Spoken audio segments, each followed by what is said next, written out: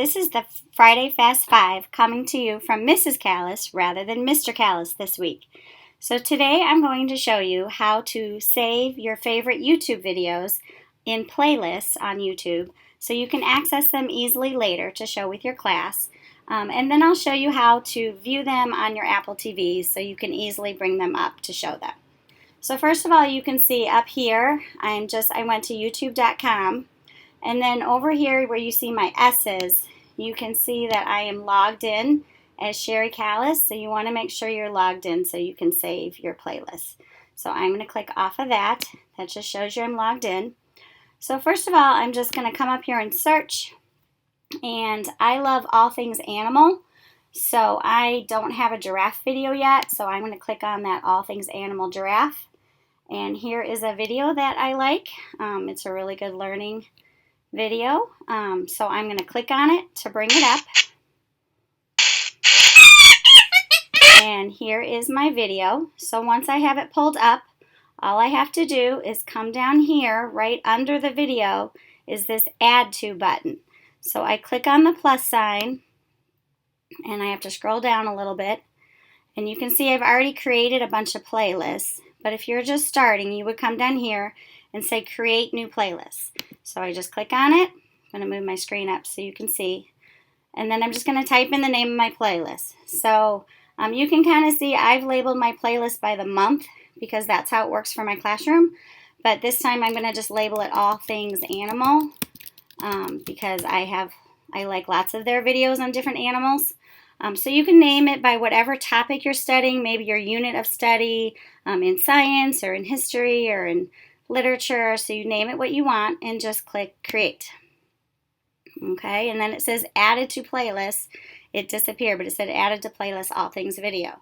The other thing I can do is if I'm on my video and I already have the playlist created, I can click Add To, and you can see, hold on, right here, it says All Things Animal. That it's got a check next to it. That means it's in that playlist. And I can add it to other playlists too. Like we go to the zoo, so in May, so I'm going to click on that I want it in May too. So I can have it, and it says Added to Playlist May. I'm going to click on it again so you can see because it disappeared. I can have it in multiple playlists at the same time. So if I want it in different categories, I can put it in as many categories as I want. So I'm going to click off of that. So it's added to 2 playlists right now. And then to access them later, if I want to check on my playlists, I just click on these little lines up here in the upper left corner. So I'm going to click on these lines, and then I come down here, and it shows my playlist under the word library. Okay, so right now it's just showing a couple of playlists that I most recently went to, apparently. But you can click on Show More, and it'll show all the playlists that you've created right here. So I'm just going to click on one to show you. Right now we're in October, so I can click on October. And you can see what we're learning in preschool right now. Like we're learning about fire safety. These are the letters we're working on. Some different Halloween songs. So these are all the songs that I've put in that playlist. So it helps you manage it. The other thing you can do is you can rearrange them so that if you want them in a certain order, I can click on them and I can move it up so I can change the order. I can also, so I'm just clicking right on the song over here where my little hand is and moving it where I want it to go. The other thing you can do is you can click Edit, and it'll bring it up just in a different list. It's just another way to look at all of them. And you can do things like I can click on this More over here on the side, on the right-hand side. If I click on it, if I want to move something all the way to the top or to the bottom, it just makes it a little easier to do that. Like I can move my Sesame Street video, move to the top because we're doing that song right now. Here is one more place that you can edit or rearrange the order of your songs. If you click over here next to the number where these dots are, I can click and hold the dots and I can move my songs around. So something else that I just learned from Eric that I need to show you is where it says Playlist Settings right here. You click on that, and it's a place where you can decide if your playlist is public, where everyone can see it. Unlisted means that you have to share the link, but if they have the link, they can view it. Or if you want it to be private while you're working on creating your playlist, you can have it private so no one can find it till you're ready for them to see it. I'm going to leave mine public, and then you would come down here and click save. I didn't change mine, so I'm going to just click cancel. One other thing to note, I'm going to click on a song. I'm going to click on Room on the Broom, which is a story, read aloud. I'm going to let it come up here and click pause. So this is another one of my videos. If I want my students to be logged in under their student account, I have to come down here under the video where this approve box is, and I have to click on approve. So it says video approved for district106.net. This will allow your students to view it when they're logged in on their student account. If you're logged in your teacher account, it doesn't really matter. But if your students are viewing it in their account, like if you've shared the link with them, then it has to be approved. So each song in your playlist needs to be approved for them to see it. One more place that you can do the public settings, public or private, is when you add it to your playlist. I just learned this now. Is down here. Let's just say I create new playlists.